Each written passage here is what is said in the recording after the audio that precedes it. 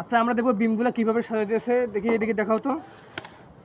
এখানে আর বি বিমটা দেখি আমরা ওয়ান, দেখি এই বিমটা, এদিকে আসো তো, বিমটা দেখি কোথায়, এদিকে আসো, দেখি বিমটা রড কতগুলো দিল। দেখি এখানে বিমটাতে রড দেওয়া আছে, উপরে দুইটা 20 মিলি, নিচে মিডিলে একটা 16 মিলি, আর নিচে দুইটা 20 মিলি, একটা মিডিলে 16 মিলি। দেখি এখানে দেখো তো, দুটা 20 মিলি দেওয়া আছে, মিডিলে একটা 16 মিলি, ঠিক আছে। নিচেও দুটা 20 মিলি, মিডিলে একটা 16 মিলি, ঠিক আছে। এইভাবে ডিজাইন অনুযায়ী, এই ডিজাইন অনুযায়ী বিমগুলো সাজাতে হবে।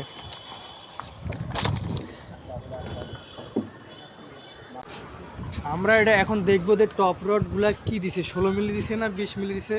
ভীমগুলো টপ রডগুলো দেখবো সবগুলো। আমরা ভীম ওয়ানের দেখবো টপ রডগুলা,